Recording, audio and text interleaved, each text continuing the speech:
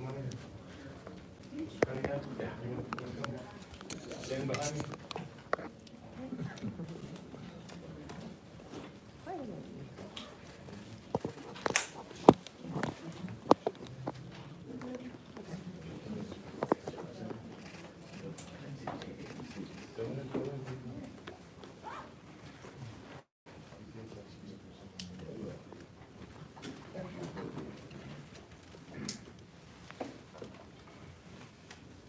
You got everyone? Yes. Good morning, everyone. Morning. Thank you for coming. My name is Ron Swenson, R-O-N-S-W-E-N-S-O-N. I am the Chief of Enforcement for the Texas Alcoholic Beverage Commission. We are here today to discuss the TABC-led operations that occurred on October 18th at 9 different Houston area bars. Before we begin, I'd like to list 3 priorities of this press conference. First, we will provide a high-level briefing of the operation, but please understand that the investigation is ongoing, and some of the details are still not available, and some we are not going to be able to share today because of the ongoing investigation. Number 2, we want to recognize and thank our task force partners, many of whom are standing here with me today and will also speak if needed. One that I'd really like to highlight is State Representative Charles Cunningham. Sir, thank you very much for your support in being here today. And third, and most importantly, with any of these types of operations, is we are here to seek out information on potential human trafficking victims and ensure that we can help as many people as possible. To begin, TABC led simultaneous operations at these 9 locations with the help of the Houston Police, Harris County Sheriff's Office, DPS, the FBI, and many more agencies, to include the Human Trafficking Rescue Alliance, which is housed here at the Houston Police Department. In total, over 200 people, both peace officers, criminal analysts, and victim services professionals from non-governmental organizations were involved. I'm very proud to report that each operation was conducted safely and quickly. We identified over 80 women inside these locations who were possible victims of human trafficking. We also executed 4 arrest warrants related to the investigation. Each of these locations was then issued an emergency order in accordance with Alcoholic Beverage Code 11.614, which authorizes TABC to suspend a business for up to 90 days if the business would constitute a continuing threat to public safety. Also, none of this would have been possible without our partners. TABC is a relatively small agency with just over 200 peace officers.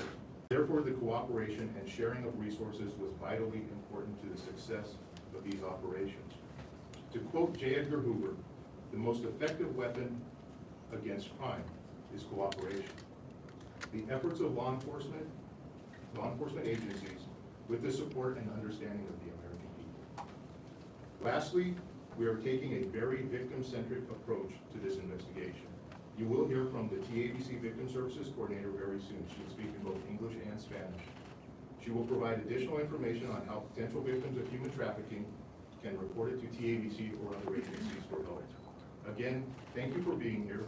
I will turn this over to TABC Chairman Kevin Lilly for additional comments, and we will be available afterwards for questions. Thank you, Chairman Lilly. Yeah.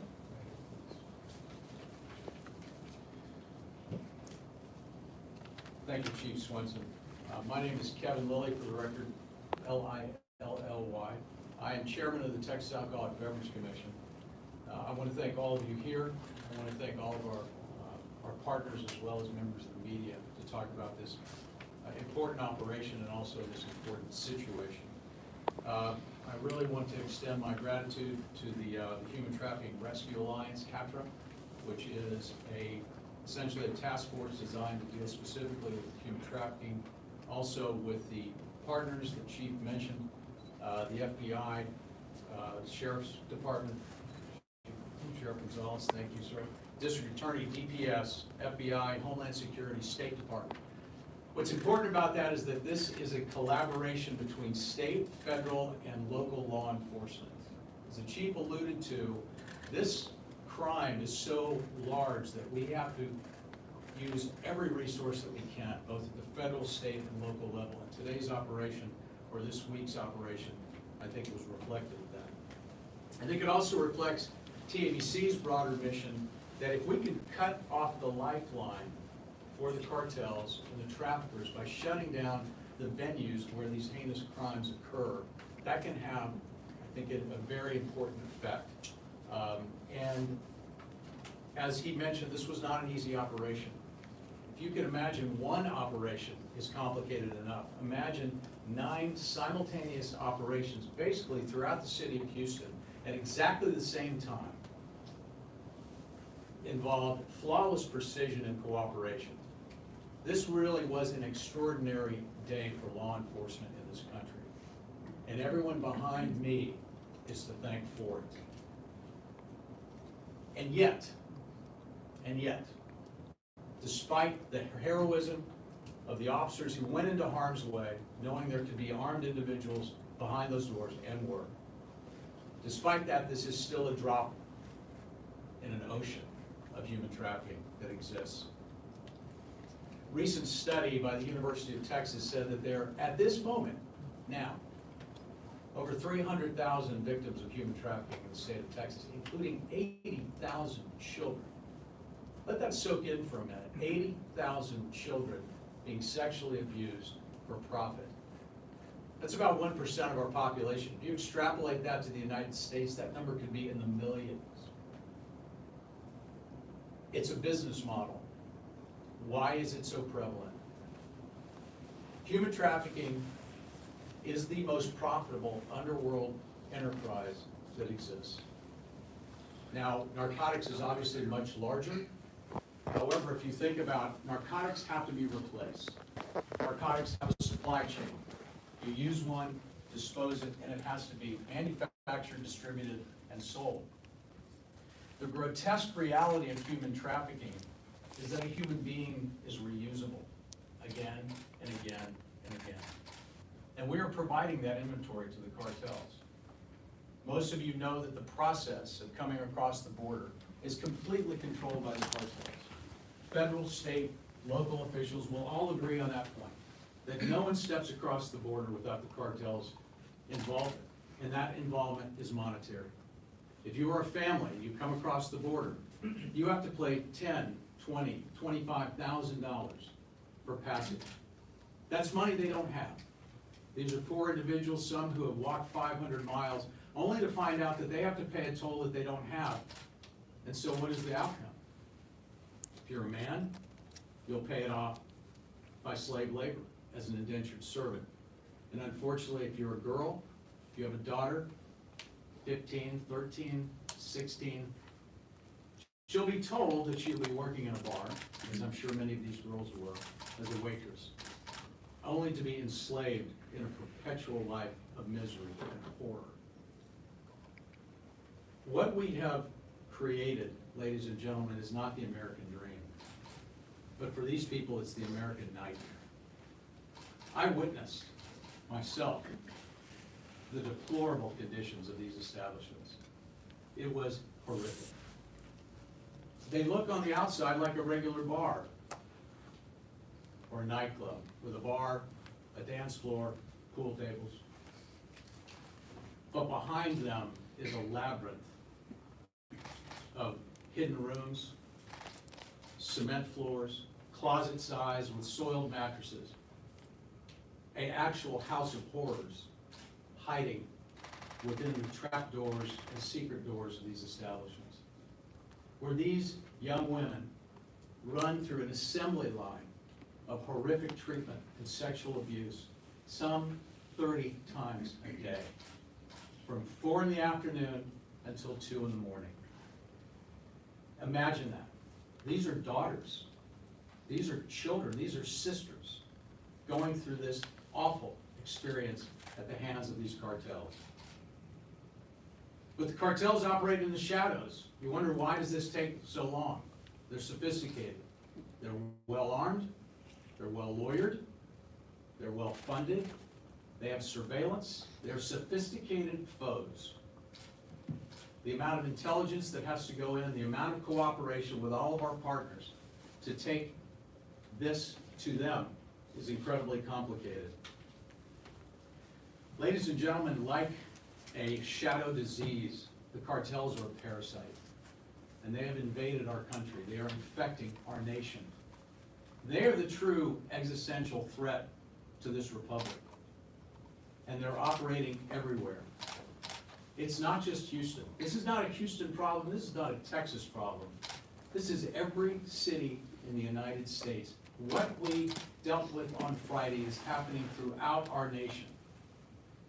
And we need to be aware of this. We need to add to the American people an awareness of this horrific crime that's going on. For thousands of parents who have lost their children to fentanyl at the hands of the cartels, for the hundreds of thousands or more children now being locked in sexual slavery, it's too late. Their childhood has been stolen from them. No counseling, no treatment can ever take away the horrors that they've experienced. That ship has sailed off into the dark night. But we can act now. And this is not a political statement. This is not for Democrats or Republicans. This is for humanity. The open border has created the American nightmare.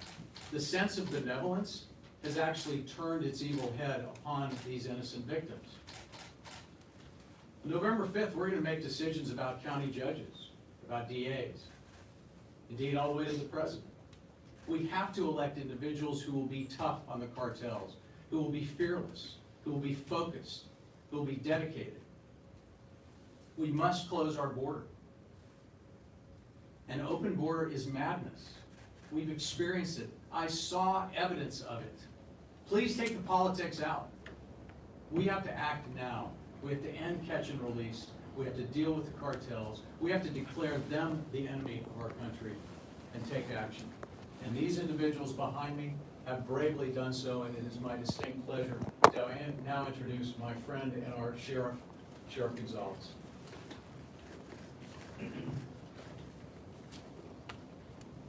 Chairman Lilly, thank you so much. Chief Swenson, David Witt, to all of the TABC team, thank you so much for leading this initiative. To all our partners, Chief Chin, thank you, and the Houston Police Department for hosting us here today and being a part of this, a representative, and our DPS partners, and everyone gathered here.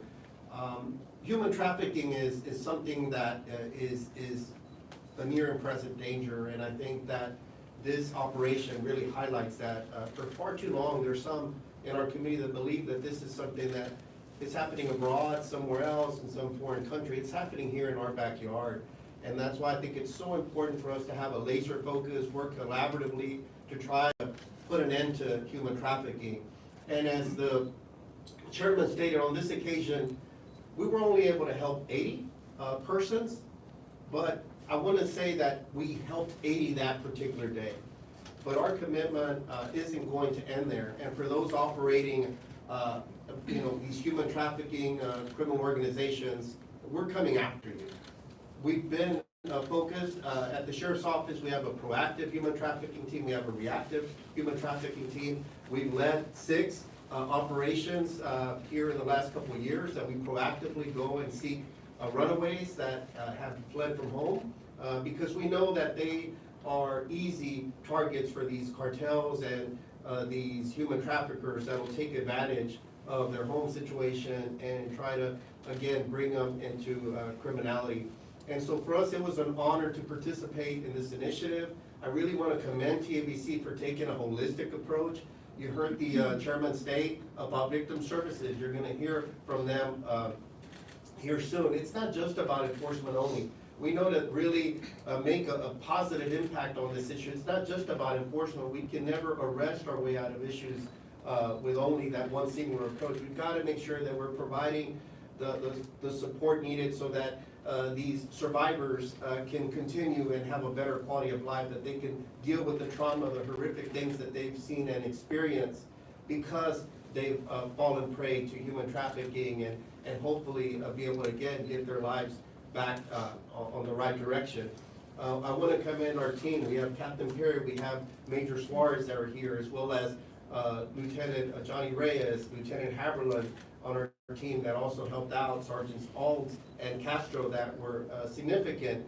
We made up a part of that 200 member team of law enforcement and professionals that came together to make an impact. I also want to bring your attention to this map real quick, because if you can see it, no part of the county is spared. If you can see it, it can go in many parts.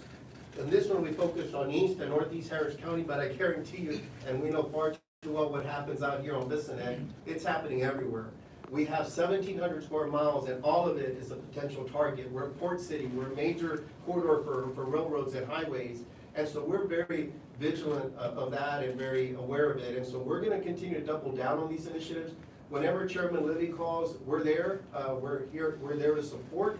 We want to do everything we can to root this out of our community. We want to make sure that we're raising awareness. And also want to say that this isn't just something that law enforcement can attack alone. We need our community to be involved, to call in those tips, look for those safe houses, look for those operations. Do not patronize these businesses that are having these children, because you're supplying, you're contributing to that supply and demand situation that really makes it so lucrative. You know, it's against the law. We're gonna find you out, and we're gonna make sure that we hold you accountable, and that we trust that the criminal justice system will prosecute to the fullest extent of the law. So again, very honored to be a part of that. Want to thank all the partners here, all the ones that can be in this room right now, that put their life on the line that night to go into these dark quarters, these dark places, that want to operate in darkness and the shadows to make sure that they conduct this criminal activity. They put their life in harm's way to go out and root this crime from our communities. There are also a lot of narcotic trafficking that happens in these establishments. There's a lot of intoxicated drivers that leave these establishments as well. These after-hour clubs, these sport bars, these cantinas, these lounges. Call them what you may, it's still the same thing. It's a criminal enterprise, and it's not going to be tolerated. Just briefly in Spanish. Estamos aquí para apoyar esta iniciativa que inició la organización estatal de TABC. El Chairman Lilly ya anunció un poco de la investigación. Hubieron más de 200 personas involucradas en esta operación que ocurrió este viernes pasado. Pudimos rescatar a 80 personas víctimas de trata de personas. Y es algo que tenemos que parar. No es algo que solamente pasa en el extranjero, pasa aquí también. Ven aquí que 9 bares, clubs, cantinas fueron cerradas ese día, y pudimos rescatar, como mencioné, 80 víctimas, que ojalá que les podamos dar ahora los servicios necesarios para que puedan continuar con su vida en una mejor manera. Van a escuchar de los servicios que se le van a ofrecer a las personas, y nosotros estamos muy enfocados para tratar de disminuir la trata de personas aquí en nuestra comunidad. A veces es trata de personas por cuestiones se vende el sexo, y también a veces es el labor. Entonces los carteles toman ventaja de esas personas que están tratando de buscar el sueño americano, y toman ventaja, y después obviamente tienen que pagar mucho dinero para tratar de salir de esa situación y por ser trasladados aquí. Y nosotros estamos conscientes de eso. Entonces fue un gran honor contribuir y colaborar con todas las agencias que están aquí a nivel estatal, de TABC, DPS, Houston Police Department, la oficina de alguacil, y otros que están aquí también, y le agradezco a todos los que fueron parte de esta iniciativa. Muchas gracias. Thank you to the sheriff. Very appreciative of your support and your help with these operations. Next, I would like to bring to the podium HPD Executive Chief Ben Tin. Hey, good morning, everyone. My name is Ben Tin, last name T-I-N, Executive Assistant Chief of the Houston Police Department. That's the toughest part. After 2 great leaders have spoken, by the time we get to me, is I pretty much going to repeat and reiterate the same thing, but it is important. The reality is this is typically a joint operation, but I don't want to steal the thunder away from TABC.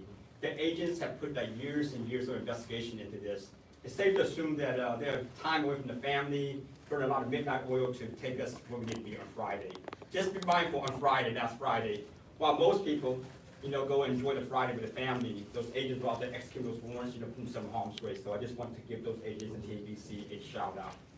But the second thing I do want to talk about is to reiterate what Sheriff and the Chairman said, is the cooperation and the integration of our resources, here. I know the bad guys know this, we have some staffing challenges. But the reality is, hey, we are united here.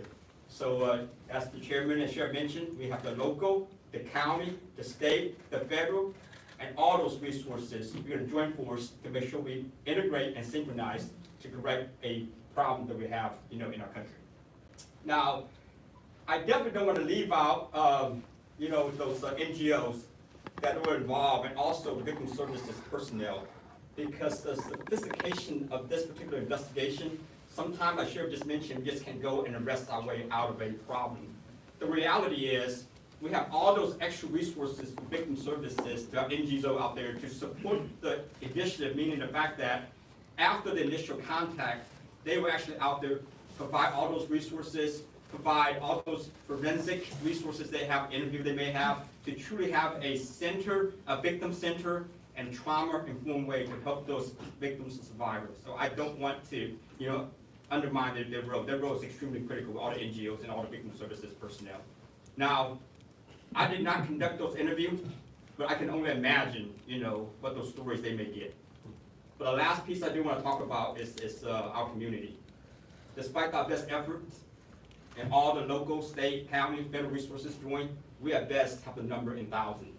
What I ask of you as the community, to be aware of this problem, to make sure you be the ears and eyes, because you're all the first and the last line of defense.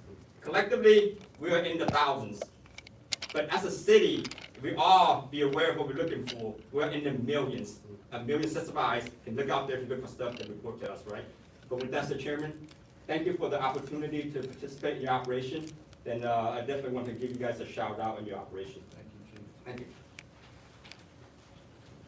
Thank you, Chief. Very well said.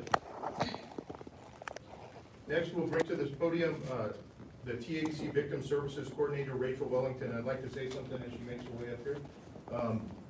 Rachel, we actually first met Rachel. She was working for one of the non-governmental organizations that we spoke about today, and she did such a fantastic job. We decided we needed her on our team, and we actually applied for a grant through the governor's office and received that grant. So she's actually funded, and I'd like to know that to the governor's office, but the legislature, their support in this and having a victim-centric approach. So turn it over to Rachel. Good morning, everyone. My name is Rachel Wellington, RACHELWELLINGTON. First, I want to start off a bit with repeating a bit of what was said. Human trafficking is such a complex crime. It has so many facets that there's really no discrimination of who a victim can be. But one thing that's really in common with victims is their vulnerabilities. Traffickers know how to prey on victims' vulnerabilities, whether that be poverty, a broken home, looking for love, false relationships that have devious intentions, and it's easy for females to fall prey into this crime. And some things that are in common as well in how traffickers, and I speak for potential victims out there, is first they target their vulnerabilities and give them false promises of hope of a better life, especially if they are at ends meet, if they are looking for family or looking for community. They know the words to say, they know how to really get someone to trust them. As soon as the trust is there, that's where the exploitation may begin, whether it's sex or labor trafficking. And one thing that's really huge with human trafficking and why it's hard for victims to make outcries or to ask for help, it's the psychological manipulations that traffickers give to their victims. This is a very psychological crime where it takes time for us as law enforcement to build cases, for us to build rapport with victims, to gain their trust again. They trusted once and it backfired. For them to trust again, it takes work and takes dedication, not just from us, as it was mentioned several times. I am just one person working here at TABC as Victim Services Coordinator, but it really takes a village with HTRA. And we partner with NGOs, especially for what happened Friday night. I could not speak with more than 80 people, but we had a team of dedicated personnel with YMCA International, BCF Common Thread, law enforcement victim services as well were there. and they were huge support for us to be able to assess for any human trafficking, basic needs that the victims may have. And once we do, after we finish interviewing these victims, we provide services and we provide any support that they may need after the fact. We know that it may take time for them to ask for help, but when they do, we're ready for safe shelter, for basic needs, for mental health, medical care. Houston is well capacitated to support victims, and we're very happy with our partners to be able to support us in this endeavor. But if you are a victim or know someone that has encountered any victimization, there are numbers to call, especially the National Human Trafficking Hotline, which I'll repeat. It is 888-3737-888. You can also use a text message through 233-733. Now we'll repeat this message again in Spanish. Buenos días, mi nombre es Raquel Wellington. Soy la coordinadora de servicios a víctimas de la Comisión de Bebidas Alcohólicas aquí en el estado de Texas, o TABC. TABC es reconocido como una agencia policíaca estatal y lo que nosotros hacemos es querer ayudar a víctimas de trata. Tiene varios nombres, puede ser trata de personas, tráfico humano, trata de blancas, como es reconocido en los países de uno. Y en realidad el tráfico humano es un crimen bien complejo, donde tiene varios elementos, donde no hay discriminación de quién puede ser víctima. Muchos de los traficantes usan las vulnerabilidades de víctimas. Puede ser de la pobreza, puede ser de querer un futuro mejor, puede ser una relación amorosa con diferentes intenciones. Y ya cuando uno cae en esas falsas promesas, comienza la explotación, en hacer cosas que no querían hacer. Puede ser explotación laboral o explotación sexual. Y lo que hemos visto en estos tipos de casos, como el viernes, se ve infelizmente la prostitución forzada y también el fichar con clientes. Y estamos aquí para poder traer estas noticias y educación de que hay ayuda. El trata de personas es un crimen súper psicológico. Sabemos que hay mucho miedo de hablar, sabemos que hay mucho miedo de pedir ayuda. Hay muchas manipulaciones psicológicas, especialmente cuando hay vulnerabilidades, cuando hay amenazas, cuando hemos escuchado mucho usan los hijos para que sus mamás sigan haciendo lo que no quieren hacer. Y estamos aquí para ayudar. Hay apoyo, hay protecciones. Trabajamos con agencias sin fines de lucro. Esta noche ellos pudieron estar ahí, como el YMCA Internacional, el BCFS, tal como nosotros con la policía. Y realmente queremos pasar este mensaje a la comunidad, que si hay ayuda nos importa la salud de cada uno de ustedes. Sin pensar en sus datos migratorios, realmente hay protecciones debido a la ley de protección contra las víctimas de trata. Si usted sabe de alguien que ha pasado por este crimen, o si usted mismo ha pasado por algo, si hay un número nacional que uno puede llamar para poder obtener ese apoyo. Y lo voy a decir aquí, es el 888-3737-888. También pueden usar el número de texto 233-733. Muchas gracias. Thank you, Rachel. Fantastic work. The contact information that she provided, which was the old Polaris number, which now that it's called the Human Trafficking Hotline, is a fantastic way to reach out. DPS also has a fantastic way to report these types of crimes. Their iWatch program, which works really well. TABC also, through our online portal, we have where you can file a complaint and you can be specific on the human trafficking allegations. And at the end of the day, any police department, you can call 911 and report suspicious activity. So please be the eyes and ears and report this type of activity so that we can take action. That concludes today's presentation. We're now available for question and answers. I'll do my best to answer any questions, and if I don't know, I'll pass it off to somebody. Yes, can you tell us a little bit about the investigation that led to the operation? Yes, as TABC, we conduct investigations into allegations of criminal activity at all licensed establishments. So we had received allegations of various human trafficking related allegations at these establishments. We conducted investigations into it, found evidence, and took action. I can't go into the details any more than that. In terms of, I know you said you can't go into an investigation too much, but were you working with people? Did victims come forward? What was the tip to help really lead to at least cracking down on these 9 bars? All long-term investigations are cooperative with other agencies through tips, people coming forward. This has been a long-term investigation into organized crime. So anytime that we do those types of investigations, we're working with other agencies and working with, might be the suspects or victims, and building that case. So, yes, ma'am. When you described some of the conditions that I guess these girls were found in, they're deplorable. Can we talk about how you all were able to uncover that, the reaction, I would imagine, from agents who saw them in those conditions? Sure. I won't talk about these 9 locations because of the ongoing, but this, as a lot of the speakers spoke about this morning, this isn't the first time we've found locations like this. It's the first time we've taken such a large, quick action on so many locations at once. But it is deplorable. It is quite disgusting. We find hidden rooms quite frequently in the back where sex acts are occurring. They don't occur out in the public, so you'll have what appears to be a normal bar, but then a deal is made with a female patron or a male patron at times, and for money, for exchange of money, and they will go to a back room and engage in sex, and then come out usually 15 minutes. It's not a sanitary situation. In fact, it's quite horrific, to be honest with you.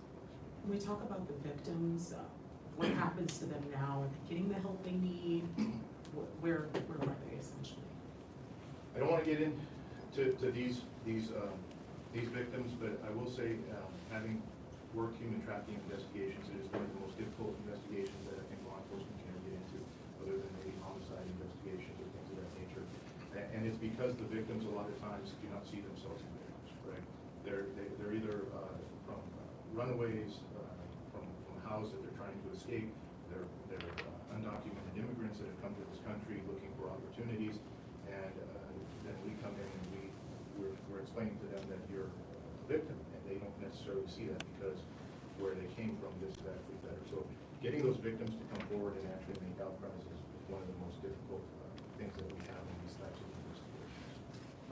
Out of the 80 that were potential victims, were any of them underage, and if so, how many? I honestly don't know, and even if I did know, I couldn't share that information, but I honestly don't know how many, if we've even determined how many were underage. Of course, if they're undocumented immigrants, they might have fake passports or fake identification, so I don't know yet. We're still pretty fresh into this. What's your biggest message to these bars who are essentially masking themselves as bars, but it's organized crime happening with human trafficking behind closed doors? It won't be tolerated. The legislature provided TABC with specific money, I believe it was 2 sessions ago, and made human trafficking one of our primary objectives to focus on and eradicate from the alcoholic beverage industry, and that is what we are going to do. How many more do we suspect that this could be going on in our city? I don't want to speculate. What are the names of the 4 people who were arrested? Can't share that. They were arrested Friday. Just, The charges, at least, can you share them? I'm not even sure, so I don't want to speculate.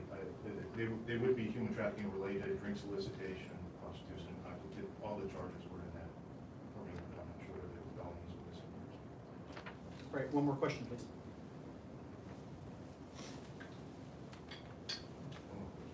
How do you differentiate someone who's being trafficked as opposed to somebody who's doing it of their own free will? Interviews, yeah, definitely, whether there's money exchange too, some type of exchange between the trafficker and the victim. I mean, that's going to be the primary indicator there. It doesn't necessarily always have to be money, but some goods or services that are exchanging hands from the trafficking victim and the trafficker. But a lot of times that's part of the interview process that comes afterwards. Thank you very much. Can I ask one more greatly question? I'm appreciate sorry. it. Do you all, are you all able to give the name of the cartels involved, or is that part of it? Thank you. How is their role in this, like, huge? He mentioned that they're the masterminds behind all this. Can we draw the connection between the two? Money. The money drives everything. I think Chairman Lilly said it very well. An analogy is we're finding also illegal importation of alcohol coming into the country. It has nothing to do with this case, but it's because of the money, because they can bring in illegal alcohol and they can sell it for a higher cost. They can bring in people, they can abuse those people over and over and over again and make more and more money. It's all about money, whether it's drugs, people, illegal alcohol, it's all about the money. How difficult will it be to take them on? They're pretty dangerous. Yeah, I mean, this is an example of what it takes. I mean, we have, you know, everybody from DPS to our state representatives, to the sheriff's department, to locals, to NGOs, to victim services. I mean, it takes a lot of cooperation, a lot of coordination, a lot of intelligence sharing, which I think is very important, that we don't operate in silos, and to take out organizations, it's a team effort. 200, was about 200 agents Yes, ma'am. involved? And no one was hurt in this process out of your agents?